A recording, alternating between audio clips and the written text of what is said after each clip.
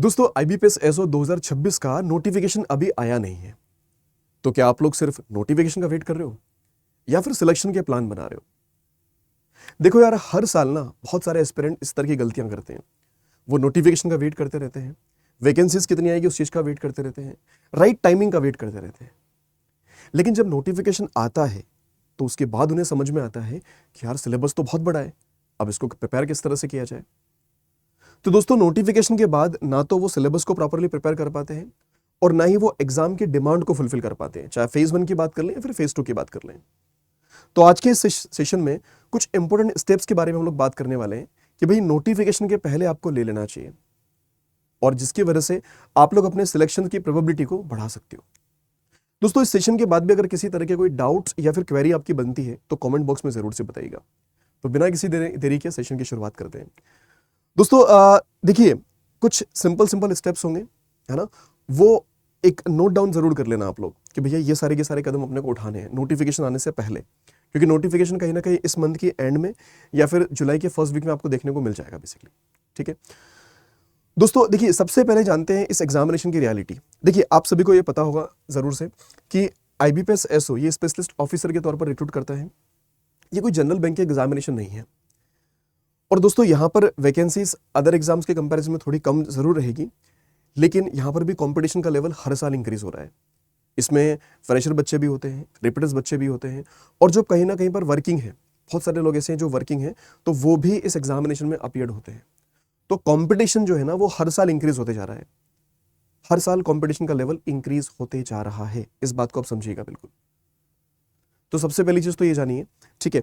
और इसमें जिस स्ट्रीम में आप लोगों ने अपनी प्रिपरेशन करी, मतलब जिस स्ट्रीम में आपने पढ़ाई करी है, उसी स्ट्रीम में उसी फील्ड में आप लोग आगे काम करने वाले हो, तो ये एक बहुत अच्छी अपॉर्चुनिटी है, इसको बिल्कुल भी मिस नहीं करना चाहिए। दोस्तों एक साल अगर ये अपॉर्चुनिटी मिस होती है तो आप ये सोचो कि आप फाइनेंशियली कितना पीछे हो जाते हो। और हर साल जैसे कंपटीशन बढ़ रहा है तो एग्जामिनेशन का जो लेवल है, जो टफनेस है दोस्तों, वो भी हर साल इंक्रीज होती चली जा रही है। ठीक है, इस बात का सारे लोग ध्यान रखिएगा।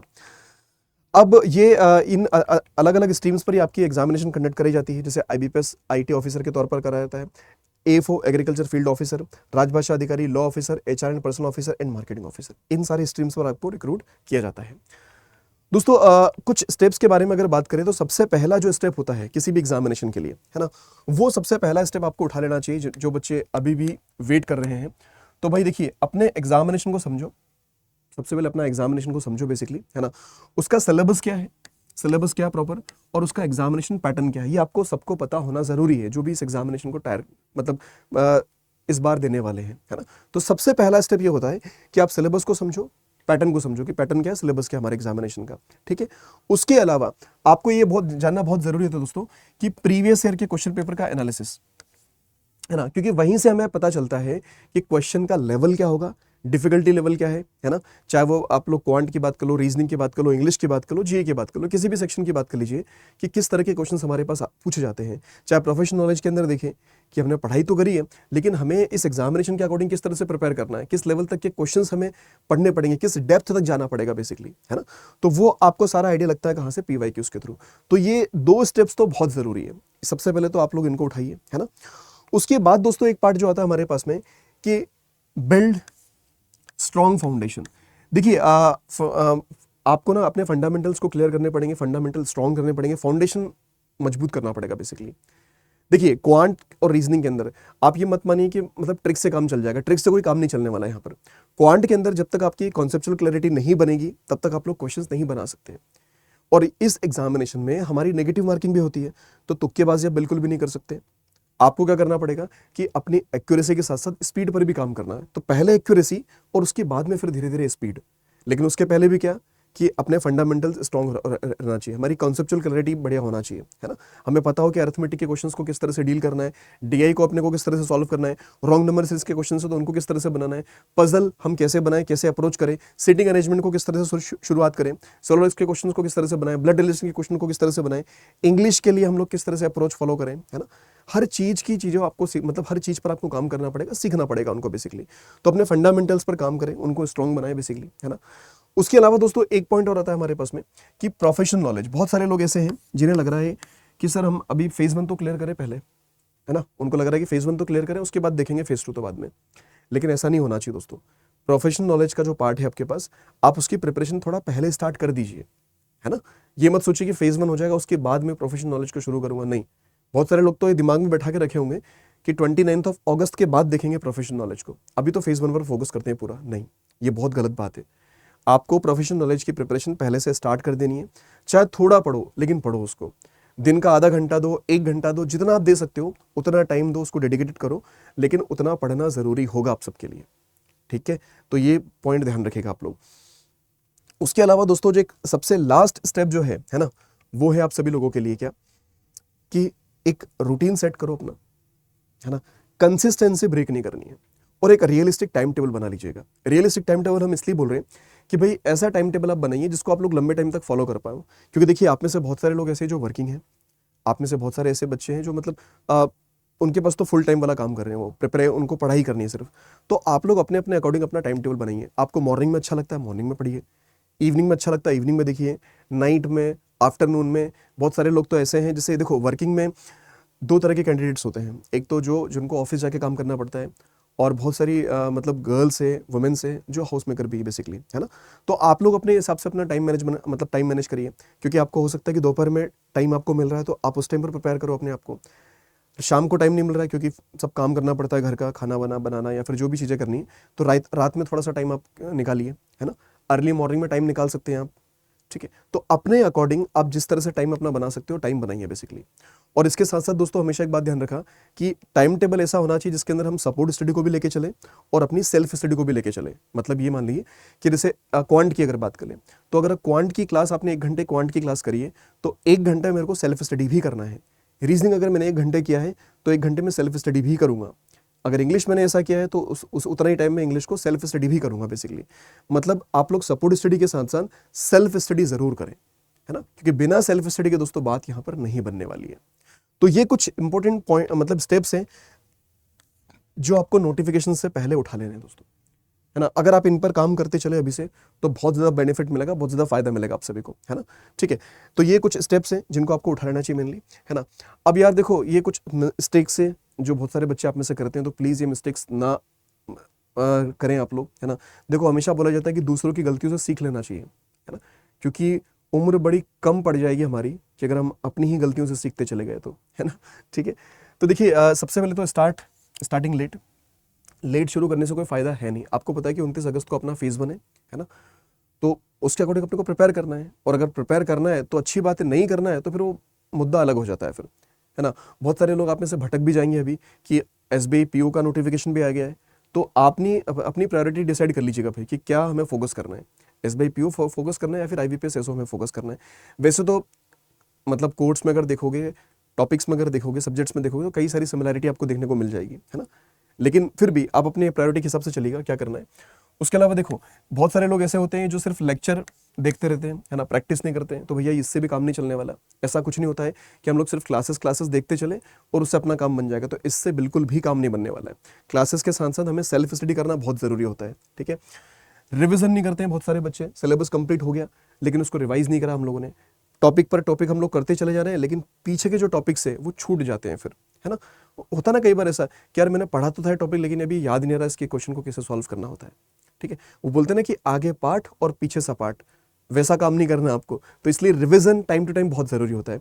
और रिवीजन करने का सबसे अच्छा तरीका हो सकता है दोस्तों कि टॉपिक वाइज टेस्ट लगा लो, आप लोग क्विजेस सॉल्व कर लीजिएगा, मॉक टेस्ट पर काम कर लीजिएगा आप लोग, है ना। तो रिवीजन हो जाता है उससे, हमें समझ में जाता है कि यार इस टॉपिक के क्वेश्चन मेरे से नहीं बन रहे, उस टॉपिक को वापस से रिवाइज कर लिया, है ना। तो बहुत सारे बच्चे रिवीजन नहीं करते हैं, मॉक टेस्ट लगाएंगे तो सही लेकिन उसका एनालिसिस नहीं करते हैं बच्चे, है ना। तो ये भी बहुत बड़ी मिस्टेक होती है कि सिर्फ मॉक टेस्ट लगाने से काम नहीं चलता है। मॉक टेस्ट लगाकर हमारी गलतियां देखना जरूरी है कि क्या क्या गलतियां हम लोग कर रहे हैं, उसका प्रॉपर एनालिसिस करना जरूरी है, और उन गलतियों को सीख के सुधार के अगले मॉक टेस्ट को लगाना है, ताकि हम लोग उन गलतियों को अगले मॉक टेस्ट में रिपीट ना करें। तो ये बहुत जरूरी है दोस्तों। और उसके अलावा प्रोफेशनल नॉलेज, इसके डर को तो खत्म करना पड़ेगा भाई, है ना। तो इसलिए जल्दी शुरुआत करिए, है ना, क्योंकि आपको इंटरव्यू में भी हेल्प करेगा, राइट। सो दोस्तों देखिए, जैसे कुछ बच्चे ऐसे ये पूछ रहे थे कि सर क्या अभी अगर मैंने स्टार्ट किया आईबीपीएस एसओ की प्रिपरेशन, तो क्या पॉसिबल है इस एग्जाम को क्रैक करना। तो यार देखो, बिल्कुल पॉसिबल है ना। बस डेली डिसिप्लिन वे में आपको लेके चलना है, स्मार्ट स्ट्रेटेजी बनानी है, अपना कोई भी रियलिस्टिक टाइम टेबल, और कंसिस्टेंसी मेंटेन करना है ना। ठीक है, तो किसी भी रिसोर्स को सेलेक्ट करिए, पहले थोड़ा सा रिसर्च करके आप देख सकते हो कि किनके साथ हमें प्रिपेयर करना है, और उनके साथ में बस अपने आप को प्रिपेयर करते चलिए, दैट्स इट। तो बड़े आराम से इस एग्जाम को क्वालिफाई कर सकते हो, निकाल सकते हो, फोड़ सकते हो इस एग्जामिनेशन को। क्लियर है? लेकिन बस वही चीज़ है कि पढ़ाई करनी पड़ेगी, है ना, कोई शॉर्टकट तरीका कुछ भी नहीं है ना।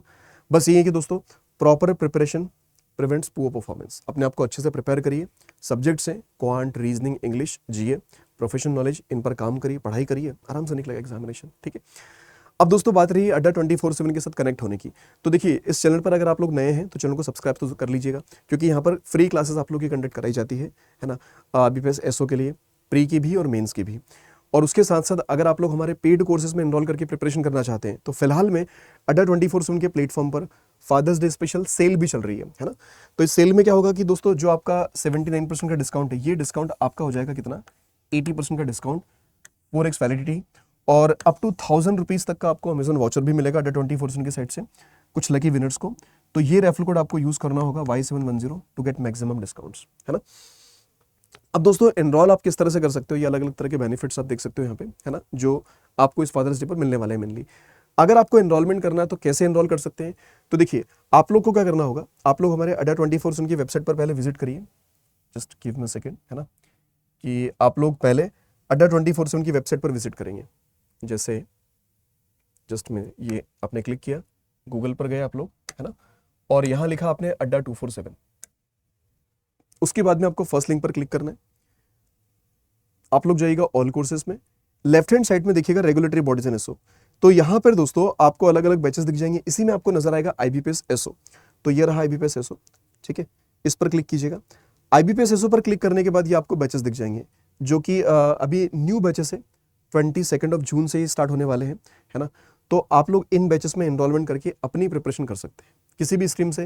जैसे अगर आप लोग आईटी स्ट्रीम से जाना चाहें, लॉ ऑफिसर के लिए जाना चाहें, मार्केटिंग ऑफिसर के लिए जाना चाहें, या फिर इसको थोड़ा सा व्यू ऑल जब करेंगे आप इस तरह से, तो आप लोग देखेंगे थोड़ा सा यहाँ पे कि एचआर एंड ऑफिसर का भी बैच है ना। तो लेट सपोज कि आप आईटी ऑफिसर के लिए जाना चाहते हैं, तो दोस्तों आईटी वाले पार्ट पर क्लिक करना है, यहाँ पर बाय नाउ पर जाना है, और यहाँ एक कूपन कोड लगाना होगा, दैट शुड बी Y710, ठीक है, इसको अप्लाई कर दीजिएगा। अब जैसे ही अप्लाई करोगे काफी कम प्राइसिंग के साथ ये बैच आपको मिल जाएगा। इसकी प्राइसिंग दोस्तों और भी कम हो जाएगी, है ना, जब आप लोग इसको किस तरह से एनरोल करोगे, एप्लीकेशन ऐप के थ्रू। तो एप्लीकेशन ऐप पर जाना है और सेम रेफरल कोड आप अगर यूज करोगे Y710, तो डिस्काउंट जो है आपका वो हो जाएगा यहाँ पर कितना, 80% का डिस्काउंट आप लोग का बन जाएगा। और अगर आपको ये लग रहा है कि सर मुझे आईबीपीएस एसओ के साथ साथ अदर बैंक एग्जाम भी टारगेट करने हैं, जिसमें एसबीआई पीओ हो जाएगा, है ना, नाबार्ड का एग्जामिनेशन हो जाएगा, फिर आईबीपीएस एसओ के अलावा एसओ के अदर एग्जामिनेशंस भी हैं, तो उन सबको टारगेट करना है, तो आप लोग एनरोल कर सकते हो रेगुलेटरी बॉडीज के महापेक में या फिर बैंक महापेक प्लस में। ठीक है, तो दोस्तों जैसे आप लोग इधर देखोगे ना, यहाँ पे या तो बैंक महापेक प्लस में एनरोलमेंट कर लीजिए, तो सारे बैचेस आपको मिल जाएंगे, बैंकिंग, रेगुलेटरी बॉडी, इंश्योरेंस, सभी के। इस पर क्लिक कर सकते हो आप लोग, और यहाँ पर अगर देखोगे तो बाय नाउ पर जाना है, कूपन कोड लगाना है आपको Y710 और इसको अप्लाई कर दीजिएगा। तो काफी कम प्राइसिंग के साथ ये पैकेज भी आपको मिल जाएगा पूरा का पूरा। ठीक है, डिस्काउंट दोस्तों यहाँ पर आपको 80% का हो जाएगा। ये जो डिस्काउंट आपको दिख रहा है ये हो जाएगा आपका 80%। बस आपको रेफरल कोड यूज करना होगा Y710, ओके, और 4x वैलिडिटी भी आपको यहाँ पर मिलने वाली है। चलिए, तो अभी के लिए इतना ही। कोई भी डाउट हो, क्वेरी हो, कमेंट बॉक्स में जरूर से बताइएगा।